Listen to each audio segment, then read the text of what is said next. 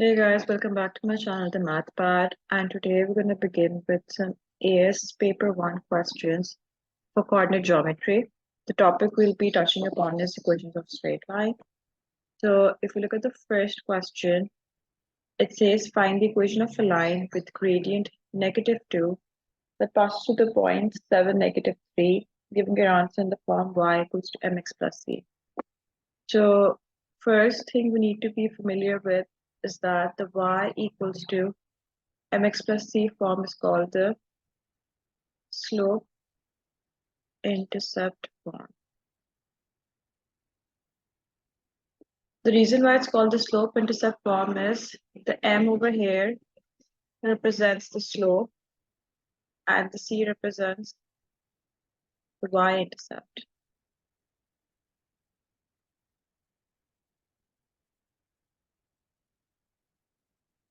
So keeping that in mind, we have to figure out the values of the slope and the y-intercept. If you look at the question, they have already identified the slope. Gradient is basically called the slope as well. Slope is -2. And they have given us a point which the line passes through, but they haven't identified the y-intercept. Now, y-intercept is basically, for example, if we draw our axis, this is the y-axis, this is the x-axis, this is the origin. So let's say I draw this line over here.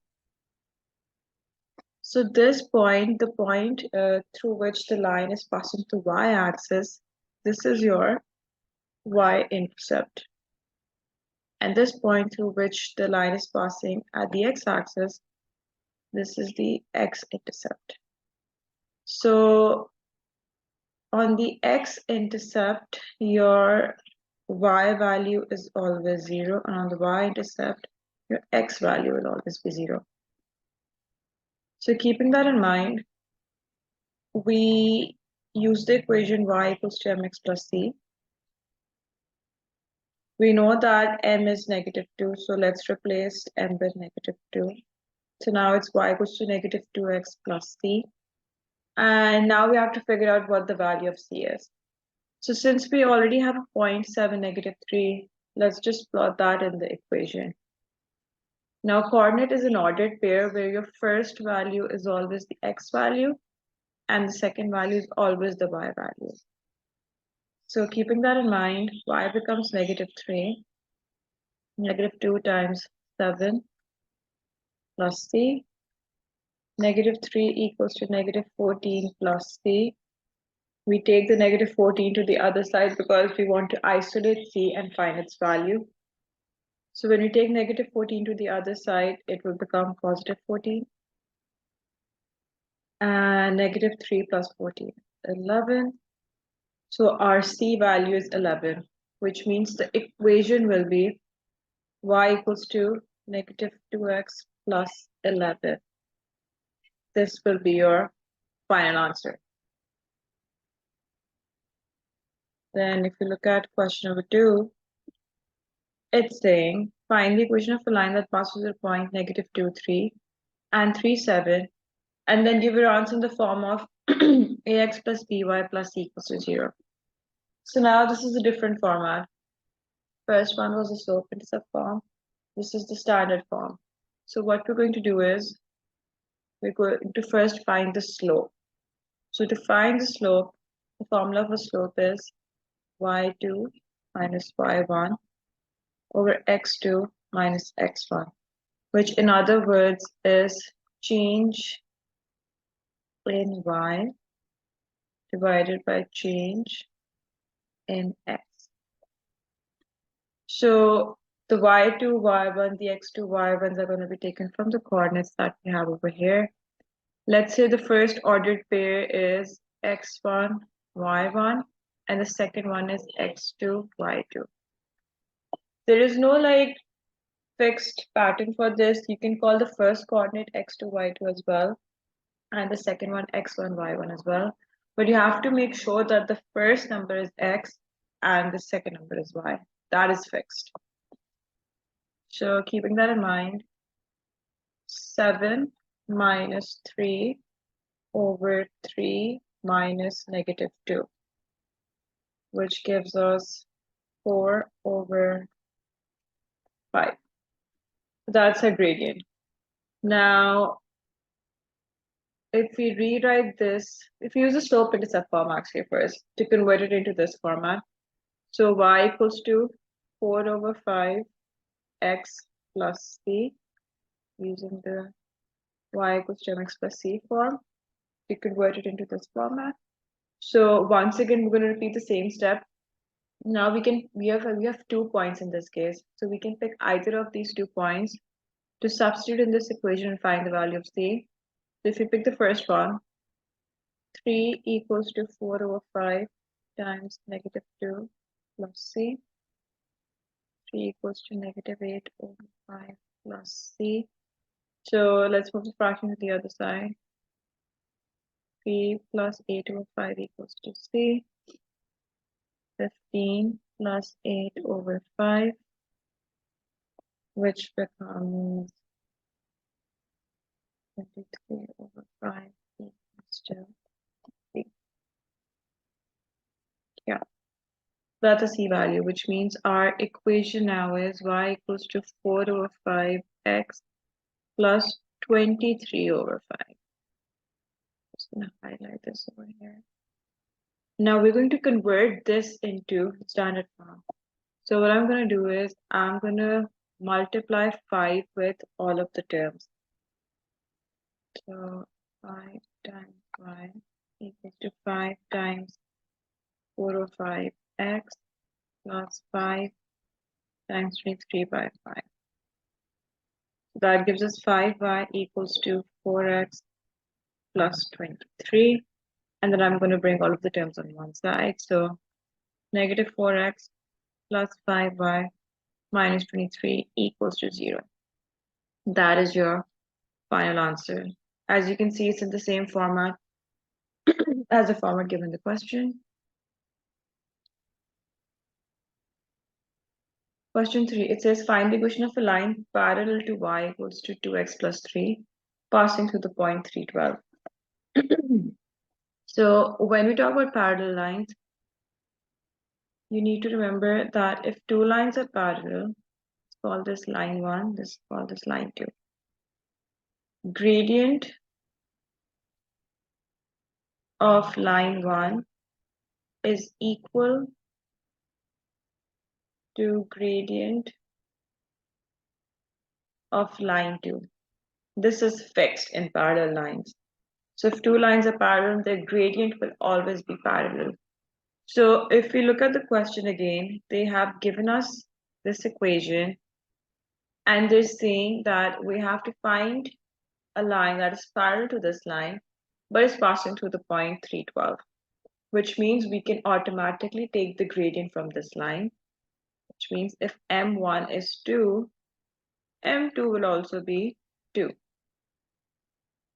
Okay, so since we know what the gradient is, now we use the point. So going back to the slope intercept form, y equals to mx plus c. Substitute the gradient first, y equals to 2x plus c. Substitute the point now, 12 equals to 2 times 3 plus c. 12 equals to 6 plus c.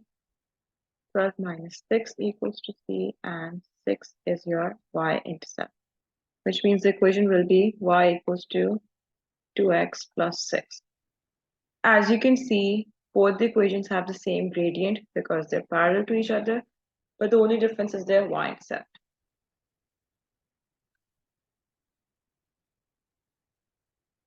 Now, in the next question,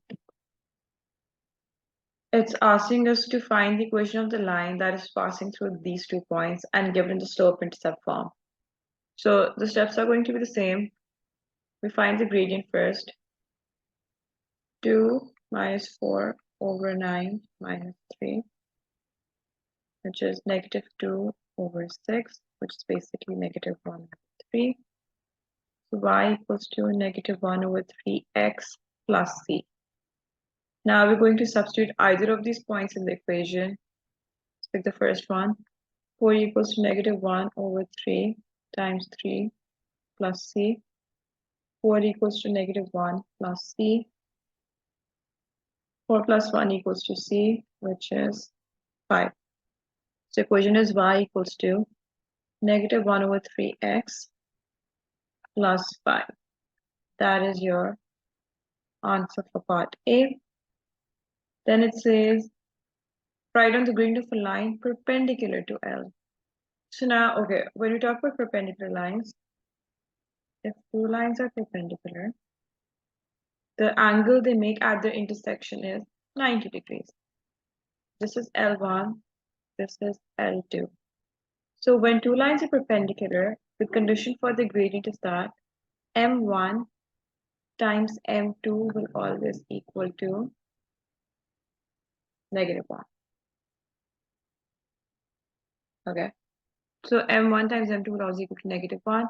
So keeping that in mind, in the previous case, we found that the gradient M1 was negative 1 over 3, which means if we do negative 1 over 3 times M2 equals to negative 1, M2 will equal to positive 3. So that is the gradient of a line that is perpendicular to line L, which we found in the previous part.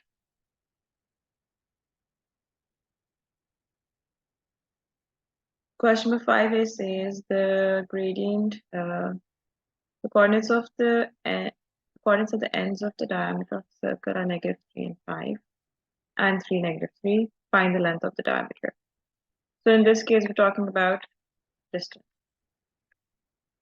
Distance has the formula of square root of y2 minus y1 whole square plus x2 minus x1 whole square. So we already have the points for the diameter, so we just substitute it over here. Negative 3 minus 5 whole square plus 3 minus negative 3 whole square. Negative 8 whole square is 64. 3 plus 3, 6, 36. That is going to be 10. Then it says find the center of the circle. So when you talk about the center of the circle, if we roughly draw a circle over here, and we know that this is the diameter, and we know the points over here, this and this, and this is the center. So the center is going to be right in the middle of the diameter, which means if this is negative 3, 5, and this is 3, negative 3, your center will be right in the middle of these 2 points, which means it's going to be the midpoint of the diameter. Midpoint has the formula of x2 plus x1 over 2, comma, y1 plus y2 over 2. So which means we take the average of the x values and the y values. So negative 3 plus 3 over 2 and 5 minus 3 over 2, which will give us 0 and 1. That is your center of the circle.